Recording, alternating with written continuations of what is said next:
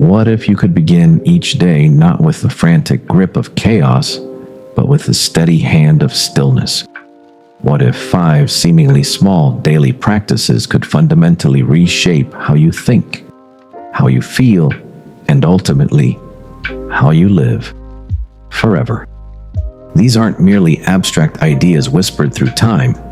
They are ancient Stoic rituals forged in the crucible of experience and proven to work. The great Stoics, Marcus Aurelius, the emperor, Epictetus, the former slave, Seneca, the philosopher-statesman. They didn't just preach philosophy, they lived it. They practiced it every single day. At its core, Stoicism isn't about suppressing your emotions, denying your human experience. No, it's about mastering them. Not through brute force or cold detachment, but through discipline, through presence, through unwavering clarity. Tonight, we reveal 5 foundational Stoic practices designed to make you profoundly stronger, not just in mind, but in spirit. Let's begin this journey within. 1. Morning reflection. Prepare for the day.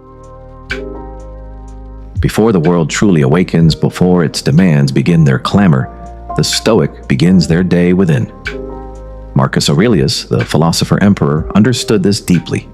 He started each morning by writing in his journal, preparing his mind for the day ahead. He didn't wish for an easy day. He prepared for a challenging one. He would remind himself, "Today I will meet people who are ignorant, arrogant, ungrateful, and selfish." Not with anger, not with dread, but with preparation. He expected friction, anticipated resistance, and resolved to respond with reason and equanimity. This practice is your mental armor. Each morning, take a few moments, ask yourself, what challenges might I encounter today? And then crucially, how will I choose to respond to them? The Stoic doesn't merely hope for ease, they train for life itself, building resilience before the first test arrives. 2. The pause. Before reaction, embrace stillness. The world rushes, people provoke, emotions inevitably rise within us. But the Stoic pauses. This is perhaps one of the most powerful, yet often overlooked, Stoic disciplines. Epictetus, who understood profound hardship, taught a timeless truth. It's not events that disturb us, but our judgment of them. The moment between a stimulus and your response, that brief sacred space, is where your true freedom resides. In that pause, you regain control over yourself, preventing impulsive reactions from dictating your path. Consider a scenario we all face: a sharp, unfair word, an unfounded accusation, a perceived betrayal that stings deep. Our natural human impulse is powerful, a surge of indignation, a desperate need for vindication. Our ego demands an immediate cutting reply. Yet, what if, in that very charged moment, you chose a radically different path? What if, instead of adding your fuel to their fire, you simply embraced silence? This isn't about suppressing your emotions, denying your feelings. That would be a disservice to your own being. This is about mastering your response. An aggressor thrives on your reaction, your anger, your hurt, your defensiveness. These are the very energies that validate their actions, that grant them power over your emotional state. By choosing silence, by holding your peace, you fundamentally deny them the fuel they crave. You refuse to descend into their chaotic storm. You do not stoop to their level. You withhold the energy they desperately seek, leaving them with nothing but the echo of their own words, the consequence of their own actions.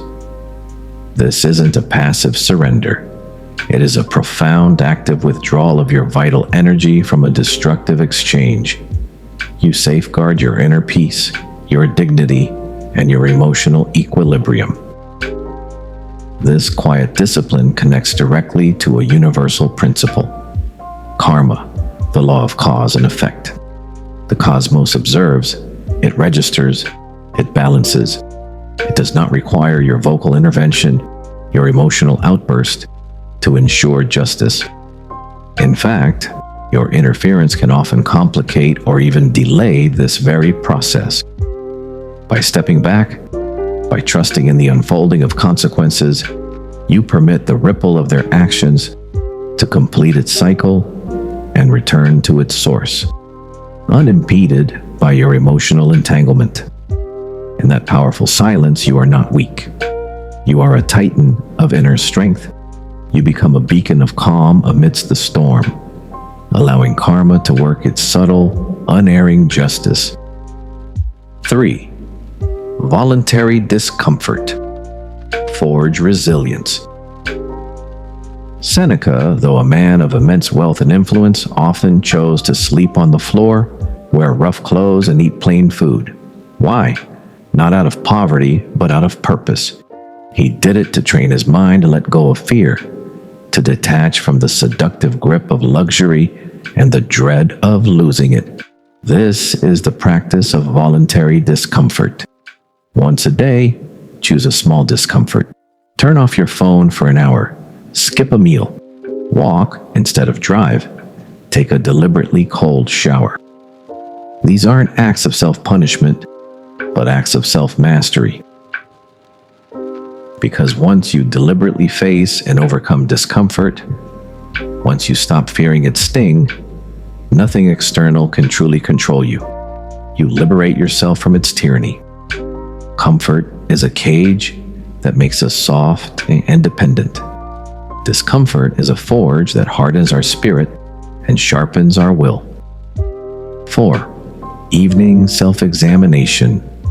Cultivate awareness. Every night, before sleep, Seneca would engage in a rigorous self-examination. He would ask himself, what did I do well today? What did I do poorly? What can I do better? This isn't about shame or guilt. It's about awareness. The Stoic doesn't ignore their flaws.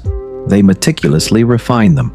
This nightly ritual is your moral compass guiding your progress. Before you drift to sleep, take a moment to reflect with brutal honesty, yet without judgment. Ask yourself, was I patient today? Did I speak kindly? Did I live by the principles I claim to believe? Did I truly embody the virtues I seek?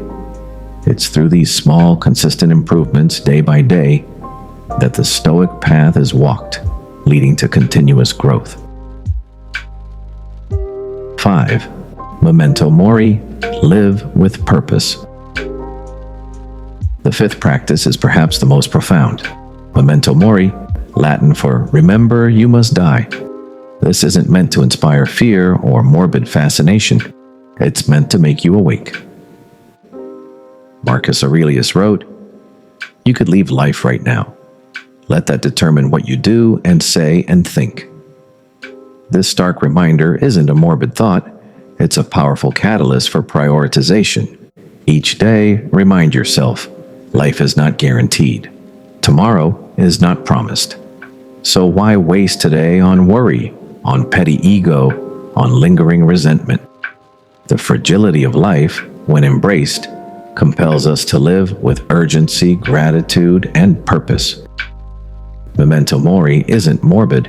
It's a mirror that clearly shows what truly matters, stripping away all that doesn't.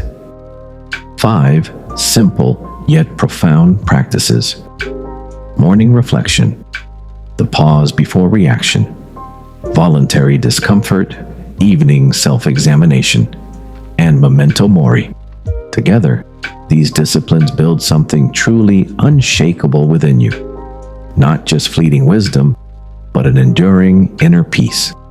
Not control of the fickle world outside, but absolute control of yourself, your most valuable possession. Which of these 5 Stoic practices resonates most with you? Which will you begin implementing in your life today? Let me know in the comments.